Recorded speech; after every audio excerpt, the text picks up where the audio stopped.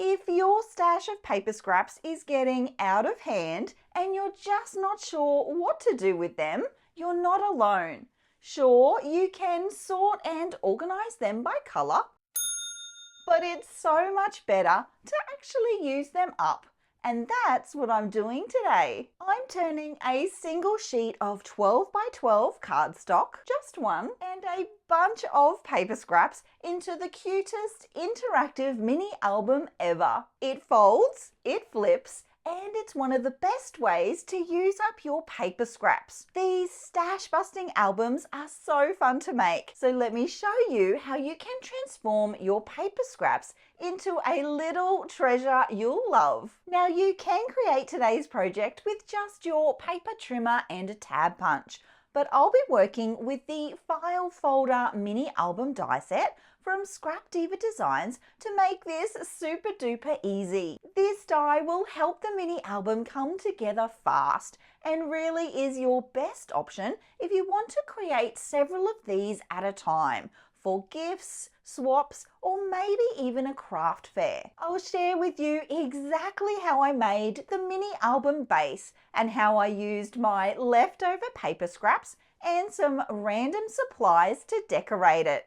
And it all starts with a plain sheet of cardstock. To keep things super simple, I'm going to create the entire base of the mini album from that one sheet of cardstock. I'll need the two largest dies to do this. The one on the left is the regular pages. The one on the right there I'll get to a little later in the video. The album is just under 6 inches high, which is fabulous because it allows me to cut 2 separate panels from just the one length of cardstock. I'll cut 4 panels for the album and I'll still have cardstock left over. I do recommend using a cardstock for this part, not only for added strength to the album, but it will allow you to mix and match lots of different paper scraps when it comes time to decorate. So here's a look at my front and back cover. I am going to create my very own spine that holds these two together because I want my album to be quite a little bit wider than what you would normally create with the die set. I love how flexible the dies are. You can trim off the excess tabs that you don't need and you can mix and match things to really make this album your own. I wasn't sure at this point if I wanted the spine to be 1 inch wide or 1.5 inches, so I've got 2 paper scraps here that I will work with.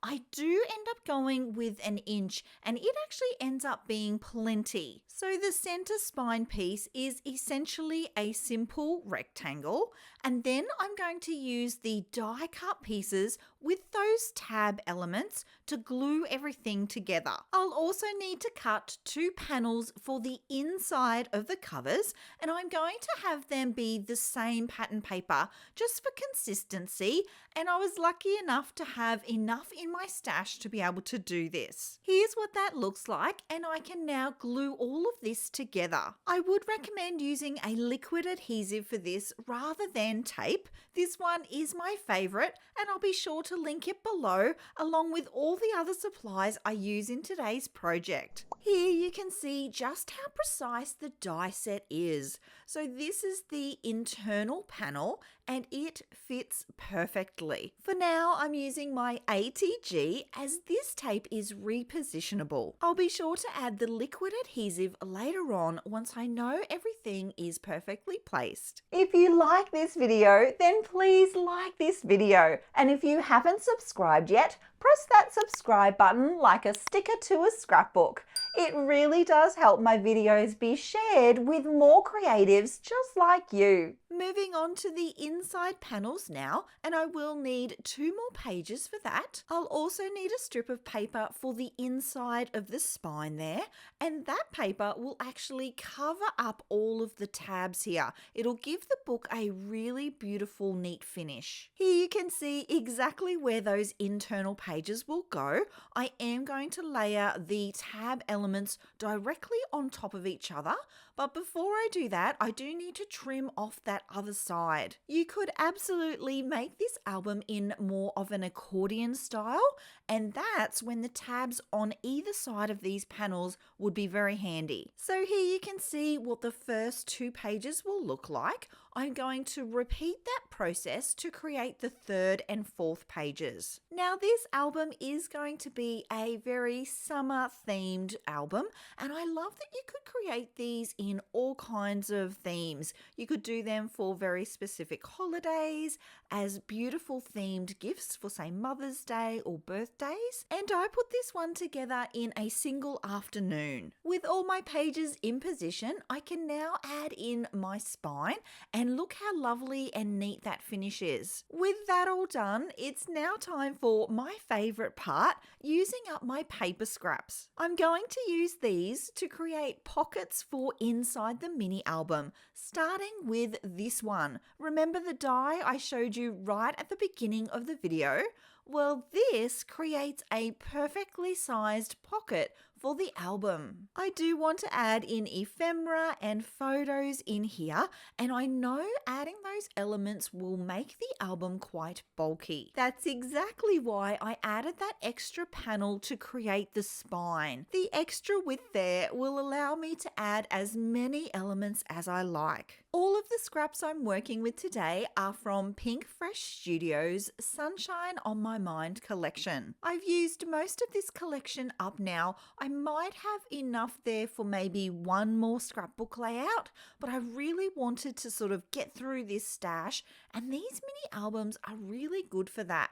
They're perfect for those collections where you don't have a huge amount left and you want to use it all up in one afternoon. I want to make it super obvious that this is a pocket, so I am going to add a notch to the top there, just with my circle punch. I want to be sure it's really secure in position, so I am going to use that liquid glue again, and you'll see just how perfectly it fits there. That is the base done, and I do want to show you that I still have plenty of room here in the album. That's where you want to be at this stage, because there's still lots of decorative elements to add. I've gone ahead off camera and fully decorated the album. It is now ready for my photos, so I thought it would be the perfect time to do a full flip through for you. For the front cover, I've used a chipboard frame from my stash and then layered up some die cut floral elements. This title here,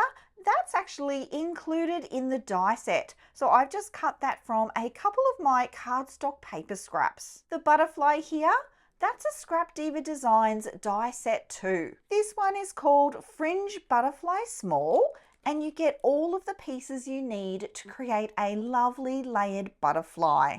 This one is perfect for using with your paper scraps because each section of the butterfly, each layer, can be a different piece of pattern paper or cardstock. I really love the texture that it adds to the mini album. Super cute. For the side of the mini album, I did want to add in the file tabs, and you can do that with this part of the die set. And you have a couple of options. You can just cut out this small section, which is what I did because I had some smaller paper scraps to use. But you can also cut it out of a larger piece of card and use just the same card for that whole section there. I did find it easier to just cut the little strips here and then tuck them into the album. So that's that.